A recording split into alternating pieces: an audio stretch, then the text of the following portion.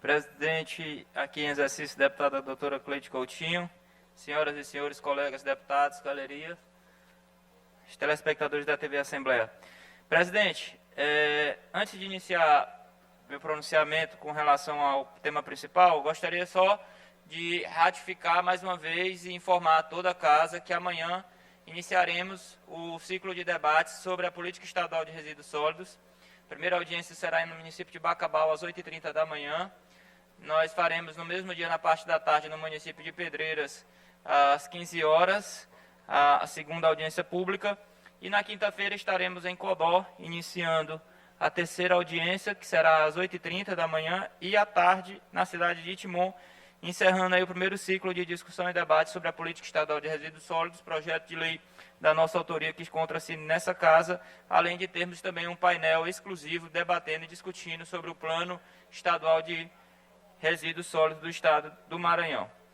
Então, gostaria, obviamente, de ratificar o convite a todos os colegas, principalmente aos membros da Comissão de Meio Ambiente, tendo em vista que essas audiências públicas são executadas pela Comissão de Meio Ambiente da Assembleia Legislativa. Mas, doutora Cleide, o que me traz aqui, de fato, é para que a gente fale sobre um órgão de extrema importância para o governo do estado e para o povo do Maranhão, que é a FUNAC, né? Que é, obviamente, a entidade que cuida dos adolescentes em conflito com a lei.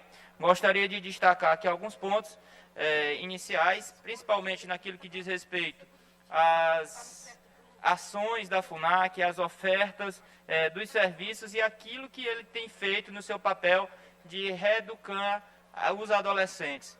Então, senhora presidente, doutora Cleide, nós, em 2015, o governo Flávio Dino, quando assumiu o governo, nós tínhamos apenas 8 unidades da FUNAC. Hoje, no ano de 2021, nós temos 12 unidades, inclusive interiorizando essa entidade que ajuda muito esse órgão nessa situação tão difícil que é a reeducação dos jovens em conflito com a lei. Nós saímos de 185 vagas para 390 vagas, ou seja, dando oportunidade para que a gente possa cumprir um papel importante da sociedade. E aqui eu quero destacar 2 centros que foram construídos, que foram implantados na cidade de Itimon, que são os Centros Socioeducativos de Semi-Liberdade e de Internação Provisória. O Poder Judiciário, que era responsável pelas medidas socioeducativas, não tinha onde fazer com que esses adolescentes cumprissem essas medidas. E a partir da implantação desses 2 centros no município de Itimon, melhorou muito também, não só essa política importante, mas também a segurança pública, pois ali existia um caminho para poder fazer que essa juventude pudesse ter um abrigo, uma oportunidade que foi negado durante a sua infância. Tendo em vista, doutora, que os projetos ali desenvolvidos, como o projeto Capitã de Areia, como os projetos de leitura, e esse, inclusive em todas as unidades, descobriu que jovens com 15, 16 anos ainda não sabiam sequer ler e escrever. Para você ver o tão importante que é o trabalho da FUNAC. Gostaria de ler aqui um pequeno trecho de um relatório muito bem produzido e condensado das suas ações, que, por exemplo, no ano de 2020, foram atendidos 1.027 adolescentes e realizados 4.493 atendimentos, que corresponde a um acréscimo importante e significativo com relação ao ano anterior. Nós saímos de 3.521 atendimentos em 2015 para 4.493 em 2020. Tivemos um decréscimo em relação ao ano de 2019, obviamente por conta da pandemia. E isso fez com que, de fato, nós ampliarmos ali a uma demanda que fica às vezes escondida da sociedade, mas é muito importante. Outro ponto importante a destacar são as reincidências. Em 2020, dos 1.027 adolescentes atendidos, 10 eram reincidentes e 156 adolescentes reiteraram no ato infracional. Dessa forma, identificamos que o número de adolescentes reincidentes possui uma redução de 52% entre 2016 a 2017 e um decréscimo de 66,67% em 2020 em comparação com o ano de 2017. A reincidência é calculada sobre o número de adolescentes que já cumpriram a medida socioeducativa anteriormente. Portanto, na medida da internação e semi-liberdade, de forma que dos 531 atendimentos em medidas restritivas e privativas de liberdade, 10 representam um percentual de 1,88%. Ou seja, ela tem cumprido a sua função social, que é reeducar o adolescente. Percentual baixíssimo de retorno desses adolescentes após cumprir a sua medida socioeducativa. Significa dizer que a FUNAC está, de fato, cumprindo seu papel, e aqui eu parabenizo e cumprimento toda a sua equipe, no nome da nossa presidente Sorimar. Profissionalização de adolescentes. Em articulação com o Fórum Estadual de Aprendizagem, que envolve a profissionalização e a inclusão desses adolescentes no mercado de trabalho, 54 socioeducandos foram inseridos no mercado de trabalho por meio do programa de aprendizagem da Secretaria da CETRES e em parceria com a Empresa Classe e a RP Serviços Administrativos. Na Padaria Escola, que é outro setor que faz com que esses adolescentes tenham oportunidade de trabalho, funciona em Ribamar, no Centro Socioeducativo de Internação. Os adolescentes têm a oportunidade de participar do grupo de produção e hoje um dos socioeducandos é um dos profissionais que ensina os outros adolescentes o que aprendeu no curso de panificação. Os adolescentes também estão sendo qualificados na área da marcenaria e informática básica para sua posterior inserção no mercado de trabalho. Nós temos uma evolução no número de certificações em curso profissionalizante de 2015 a 2020, onde nós saímos de 70 certificações em 2015, 70 certificações para 1.261 em 2019, ou seja, um acréscimo aí de mais de quase 2.000% em relação ao ano 2015, mostrando que essa política é uma política voltada com seriedade para a nossa sociedade. Em convênio com o IEMA, a Fundação também investiu R$500 mil em profissionalização. Obviamente que, em função da pandemia, as atividades elas foram paralisadas e a previsão é para a primeira quinzena de outubro serem retomadas. Investimento em laboratório de informática por meio de projetos de superação tem como objetivo de apoiar o Estado do Maranhão nas ações que promovam a superação de vulnerabilidade de jovens para sua efetiva inclusão no mundo de trabalho de forma digna, estruturante uma iniciativa de pré-aprendizagem que ofereça a esse público uma série de serviços multidisciplinares de maneira coordenada e articulada através de uma abordagem integral e integrada. O projeto também prestará orientação a esses jovens para a inclusão e permanência do mercado de trabalho pelo trabalho decente. Para tanto, o projeto promoverá a oferta de reforço escolar e desenvolvimento de competências necessárias para a inserção em condições mais equinâmes das oportunidades de trabalho. Nesse sentido, foram recebidos 40 computadores e estruturas de laboratório de informática em pelo menos 5 centros socioeducativos. Gostaria também de destacar a escolarização nos centros socioeducativos, considerando o princípio da incompletude institucional, a escolarização é assegurada por meio de ação intersetorial com a SEDUC e também as secretarias municipais.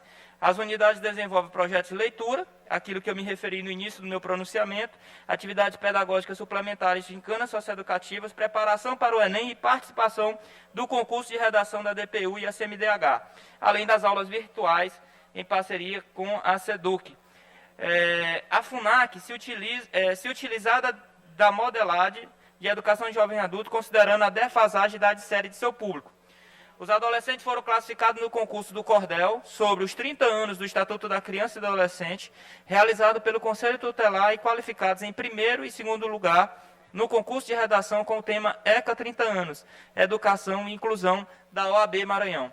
Classificados em primeiro, segundo e terceiro lugar, cerca de 27 adolescentes estão se preparando para o Enem, que será realizado em 2021. Além disso, também em 2020 foram realizadas 1.579 certificações em cursos ofertados pela Escola de Socioeducação do Maranhão. Houve, portanto, um aumento de 28% em relação ao número de certificações realizadas em 2019 e, ao longo dos últimos 5 anos, contabilizou-se 6.241 certificações. Então, doutora Cleide, com relação à segurança, os investimentos em formação dos profissionais e ações na área têm impactado positivamente o atendimento, como implantação dos procedimentos operacionais padrão, os POPs, tanto na área de prevenção quanto na de intervenção em todas as unidades da FUNAC, com a realização de um bom atendimento humanizado e de qualidade. A boa execução dos procedimentos de segurança nos centros socioeducativos tem um reflexo positivo nas atividades internas e externas, que reflete na redução de incidências de fugas. No ano de 2019, ocorreram 6 fugas. 2 fugas em 2020 e em 2021 apenas um episódio de fuga. Doutora Cleide, se possível, eu gostaria que acrescente 5 minutos ao meu tempo, tendo em vista que nosso bloco ainda dispõe do tempo. E agora a gente se depara com uma situação que já tem fundamentação legal. Aqui eu fiz um breve relato das ações da FUNAC de maneira geral, para que as pessoas compreendam o importante papel da FUNAC na nossa sociedade, que é, de verdade, dar garantia de direitos a crianças e adolescentes que, infelizmente, não tiveram essas oportunidades. Você vê um jovem de 15, 16 anos de idade, sem sequer nunca ter frequentado uma escola, óbvio que ele fica vulnerável a todo e qualquer tipo de mazela imposta pela sociedade. Fica vulnerável ao tráfico, fica vulnerável à violência, fica vulnerável ao abuso e, infelizmente, é uma política que nós temos que, de fato, somar os esforços para que a gente possa avançar cada vez mais nessa política. Lembro como se fosse hoje, quando nós nos reunimos com o Poder Judiciário local do município de Timon e batalhamos junto com o governo do estado para implantar a FUNAC no nosso município, tendo em vista que Timon não é apenas uma cidade do interior do estado, mas sim uma cidade de uma região metropolitana, que tem a capital Teresina, e ali também sofremos, obviamente, com essa dificuldade, com esse tipo de política. E hoje, com essas 2 unidades, nós também logramos êxitos no percentual mínimo de reincidência, na qualificação profissional desses jovens, na qualificação de formação de educação. E eu vejo agora algumas inquietudes com relação a um procedimento que foi implementado pela diretora com relação à carga horária, que é muito importante que se diga que há fundamentação do Estatuto do Servidor que garante a mudança da carga horária de 12 por 60 para 12 por 36. No seu artigo 22, no parágrafo 2º, fica muito claro que a carga horária semanal de trabalho poderá ser cumprida em regime especial de plantão, com vistas a atender às reais necessidades dos órgãos e das entidades estaduais, quando a natureza do trabalho assim exigir, podendo o regime especial de plantão ser definido a critério de cada órgão ou entidade. A presidente tem toda a prerrogativa para se fazer, diante desse cenário, fundamentada na lei, a mudança da carga horária dos serviços dos colaboradores da FUNAC. E que digo de passagem, que muito contribui para que esses números se concretizem na realidade e, de fato, ajude o povo do Maranhão. Então, existe a fundamentação legal.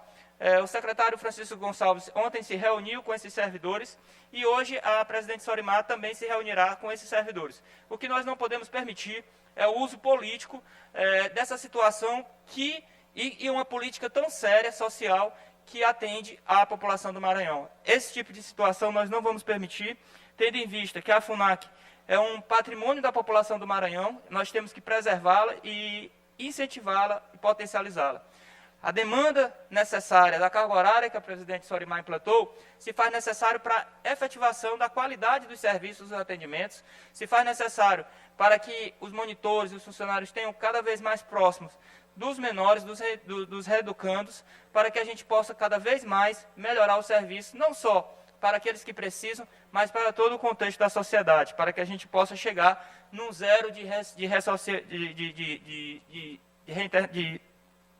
volta desses casos de violência com relação a essas crianças. Então, doutora Cleide, eu fico muito à vontade de estar aqui hoje falando da FUNAC, porque eu conheço o trabalho, conheço de perto o esforço, desde a nossa saudosa Elisângela, que foi vítima de um câncer muito violento e que nos deixou, mas que deixou ali Sorimar conduzindo a nossa FUNAC de maneira muito competente, de maneira muito exitosa. Então, nós não podemos, vi que o deputado Wellington trouxe esse debate para a Assembleia, e aqui a gente está respondendo com fundamentação na lei de que a mudança da carga horária é uma prerrogativa da presidente. E, obviamente, que ela saberá também conduzir da melhor maneira possível, junto com seus colaboradores, essa situação. Não podemos trazer e, de fato, nenhum modo aceitar a politicagem com relação a essa situação. Então, senhora presidente, era esse meu pronunciamento e fico aqui também dito aos colegas para qualquer dúvidas e esclarecimentos, a gente está à disposição.